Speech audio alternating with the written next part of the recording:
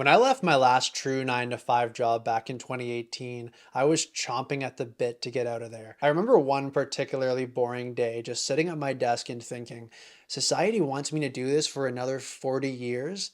That's not going to work. And folks, that's the topic of today's video. 3 ways to break out of the 9 to 5, take back your time and freedom, and live life on your own terms.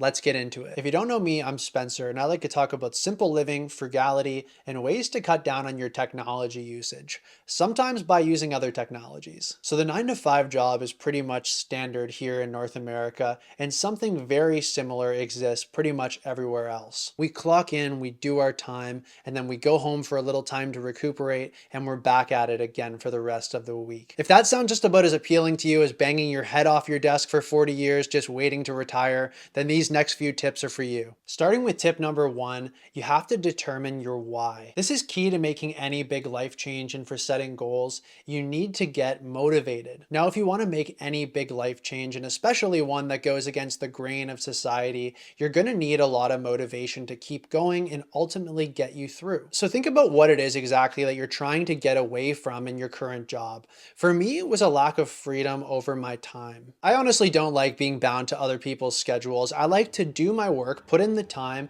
take my money, and go live my life. The fact that I had to request my time off was the biggest thing for me. I didn't have my freedom over my schedule with a 9 to 5.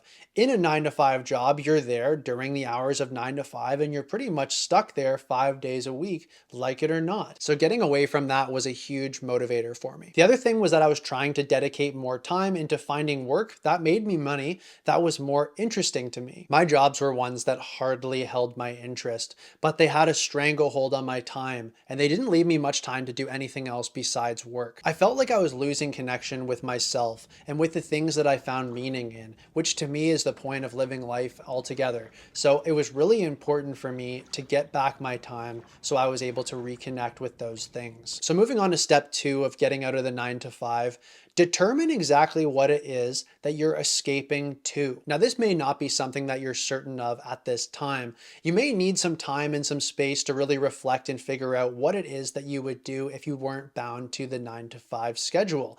But ideally, you try to do this on company time. So make your plan of attack while you're still on the clock. What exactly is it that you would want to do for money if you could choose? Is there an interest, a hobby of yours that you could potentially turn into an income? Now, perhaps that sounds like wishful thinking, but I believe that you can work in a field that's at least related to your passion, work in something that's in the direction of what you're interested in rather than completely disconnected from it. Now, in my example, I knew that I wanted to work in a field that was at least semi-creative. I always enjoyed making home movies and other short films, and I knew that I wanted to work freelance so that I could have more control over my schedule. So after weighing out my options, the film industry is what I landed on. Now, I won't say that my work is something that I'm extremely passionate about all the time, but I have made some great connections and built up some good skills that have helped me develop my passion projects in my own time, like with this YouTube channel. I wouldn't be nearly as able to produce these types of videos if I didn't have my work experience getting me comfortable with the equipment and the technical aspect of all this. So figure out what it is that you want to move towards and go forward. So moving on to the third thing that you can do to leave the 9 to 5,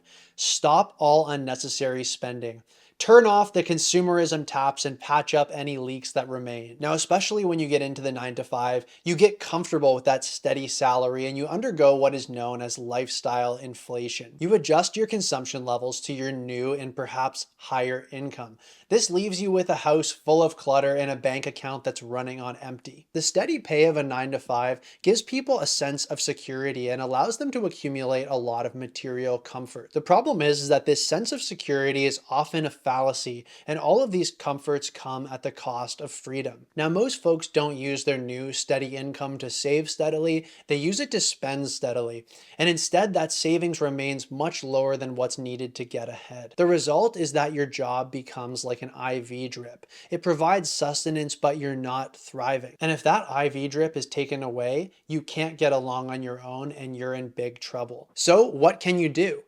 Become strong enough to stand on your own without this constant IV drip of income. Lower your expenses and needs and go without the constant frills of Western hyperconsumerism. Practice minimalism and frugality. Recognize that comfort costs money, money costs time, and time is freedom. Everything that you buy holds you back from getting out of the life that you hate. So determine exactly what it is that you need and cut the rest. It can literally save your life. Consider doing things that seem radical to the average person, like moving to a different area to lower your costs of living, or moving closer to your work so you're able to go car free. Or if you ever wanted to try out something like van life, this might be the perfect time to do so. Now, I know all this stuff seems extreme, but just think about it for a second. How extreme is it compared to being tied to a job you hate for the next several decades of your life? And folks, those are the 3 key things that you need to do to get out of the 9 to 5 and onto a life that you love. I think though it may seem scary to leave the 9 to 5, I think it's only a temporary scare.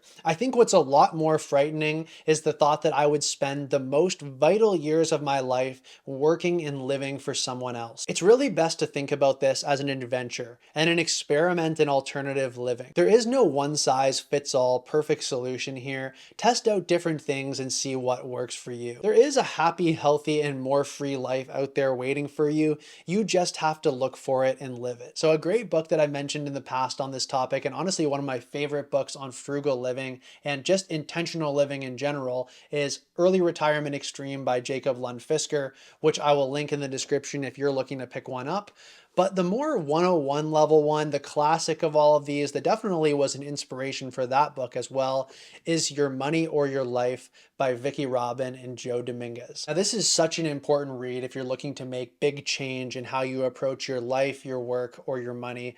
So if you're interested in picking this one up and you haven't read it already, take it out of your local library or pick it up at your local bookstore. Or as a last resort, I have linked it in the description and you can get it from Amazon. So folks, I hope you found this video interesting. Let me know in the comments if you've made any changes to how you approach your life and your work, and any strategies that you may have that I may have missed here. Also, if you're planning on making your own great escape from the 9 to 5 in the near future, let me know in the comments and keep at it. Thanks very much for watching, folks, and I'll see you in the next one. Hey folks, Future Spencer here. If you haven't heard, I did an interview just a few weeks ago on Radio New Zealand talking all about dumb phones and my process around digital distraction and fighting it. This channel also now has a Discord server associated with it. So if you'd like to get in on the conversation around simple living, frugality, and the low-tech lifestyle, I've placed an invite link in the description and I would love to have you in that conversation on Discord. Thanks very much for watching, guys, and I'll see you in the next video.